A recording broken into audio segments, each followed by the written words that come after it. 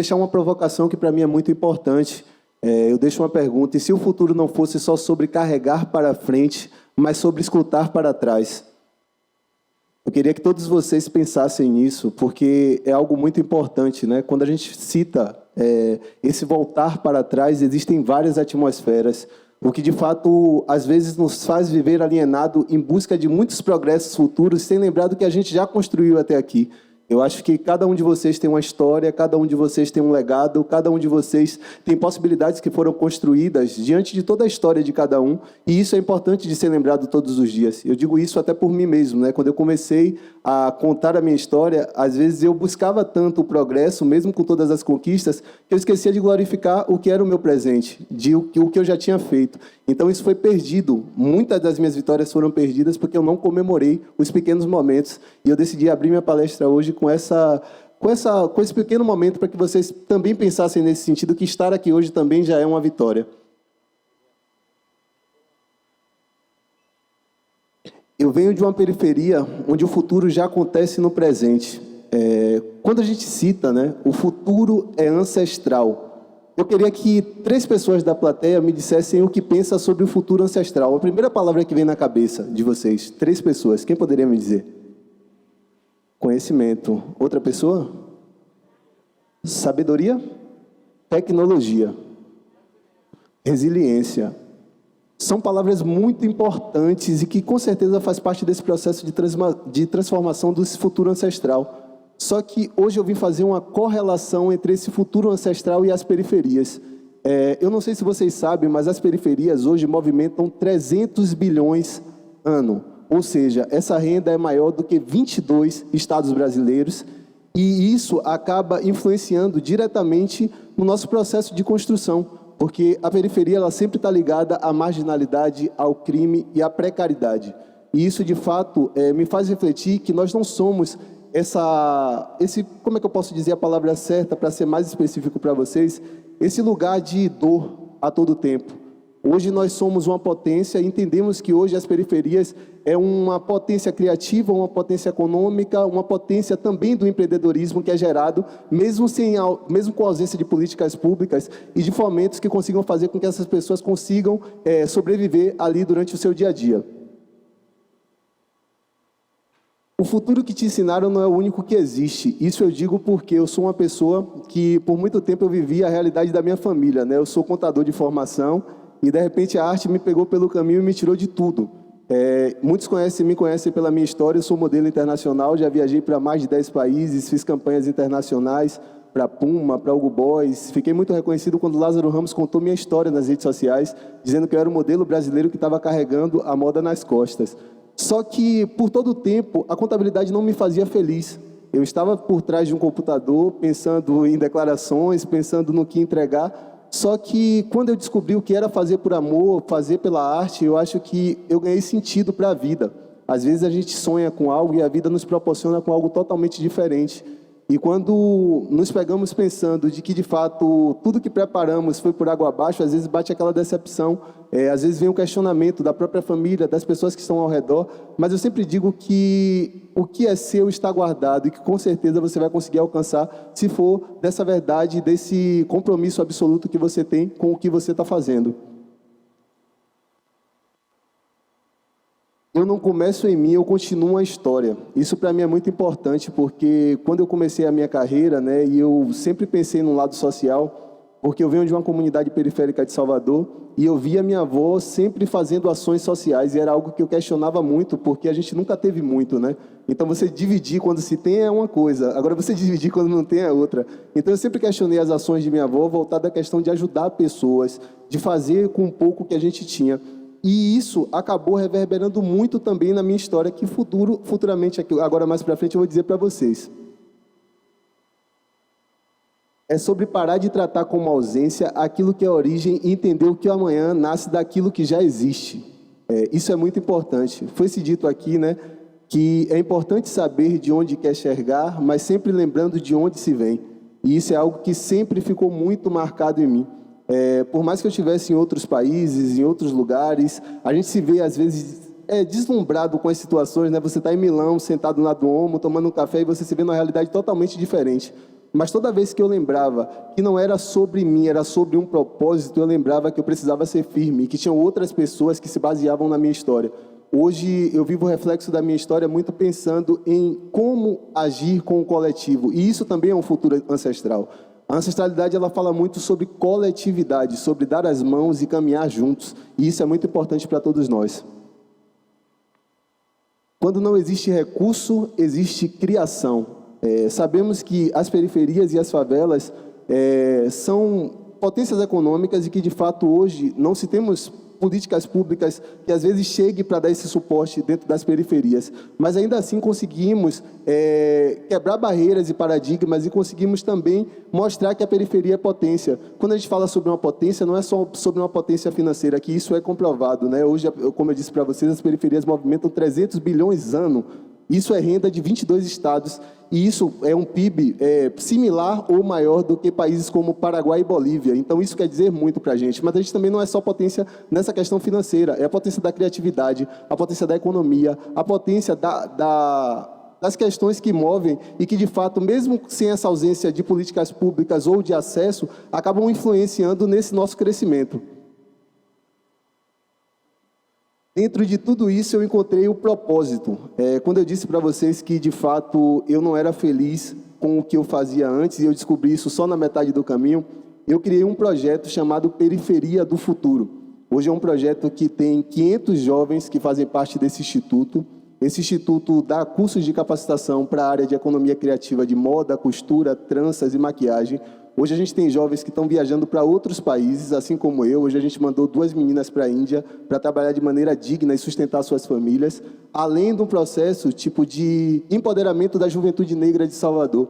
Eu acho que mais do que o exemplo é você fazer e mostrar como você pode voltar e contribuir com os seus. Eu acho que todo lugar que eu fui, eu sempre pensei que eu precisava contribuir com a minha comunidade. Eu venho de uma comunidade onde a maioria dos meus morreram, perderam suas vidas por conta da criminalidade que hoje acomete as favelas e as periferias, e de fato eu não esqueci de onde eu vinha e sempre pensei como eu posso contribuir, como eu poderia contribuir.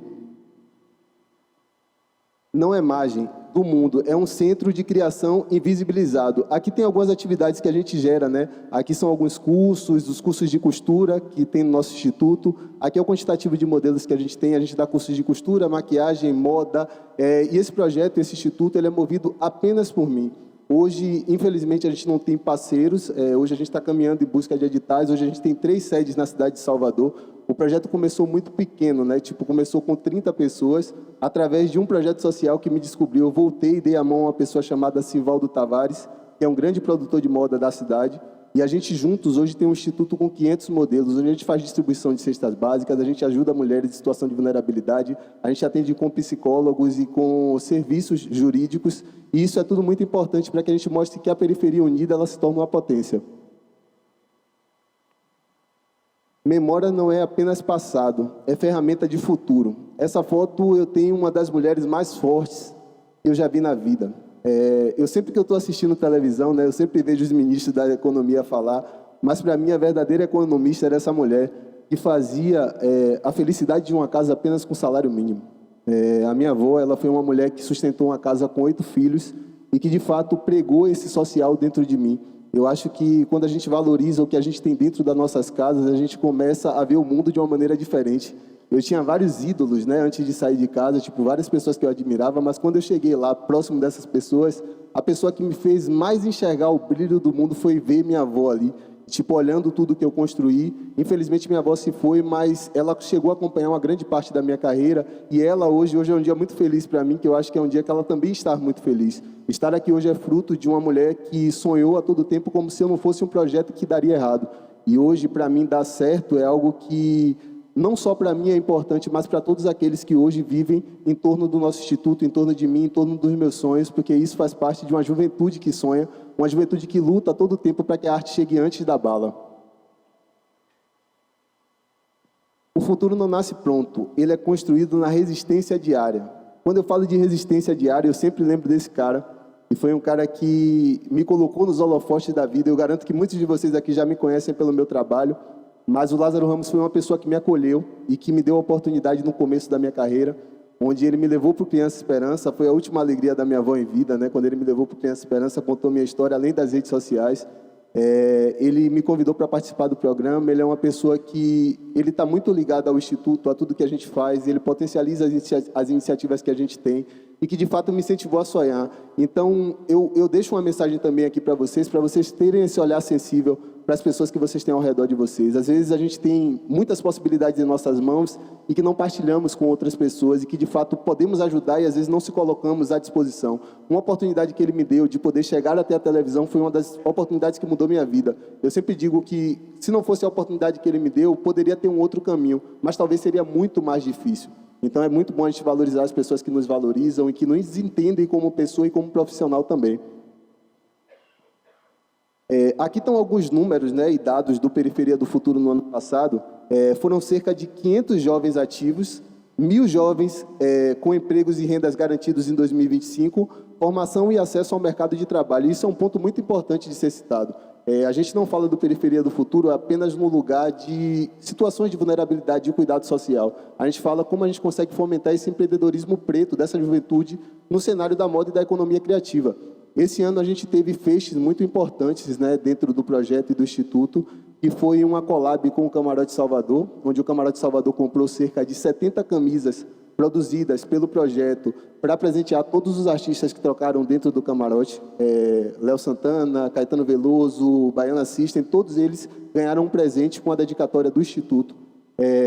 A gente também conseguiu colocar muitas pessoas para trabalhar no Carnaval. Foram cerca de 126, 127 jovens trabalhando no Carnaval de Salvador.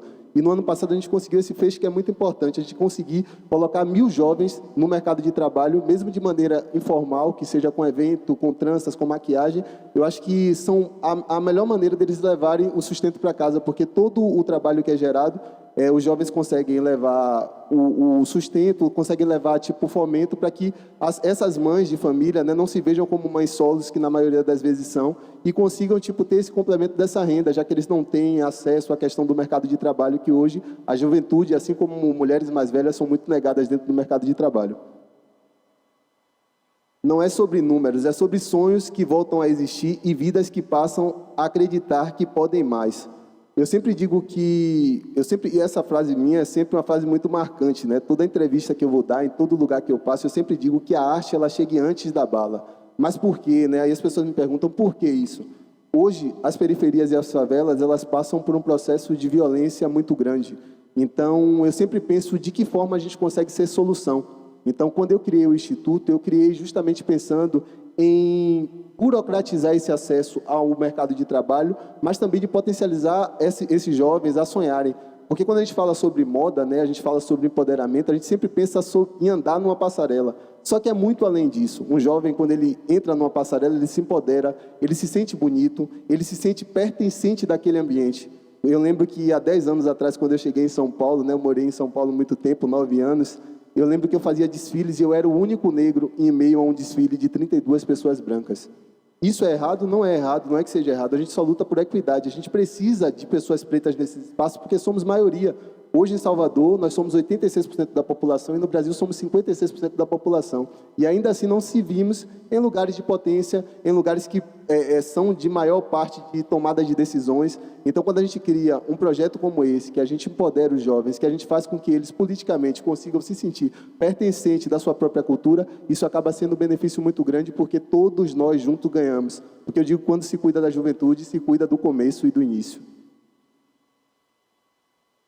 Ignorar certas vozes é escolher o futuro incompleto. A gente precisa estar aberto a novas possibilidades, entender que a juventude é uma maneira potente de mudança. Eu acredito muito no poder da juventude em diversos lugares.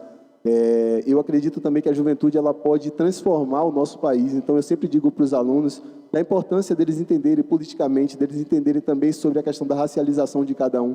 Entender que ser preto hoje é um orgulho e que, de fato, hoje eu me sinto totalmente honrado e grato em poder ter construído essa história e poder ter contribuído para os meus. E assim eu agradeço, me sinto muito honrado de verdade de estar aqui.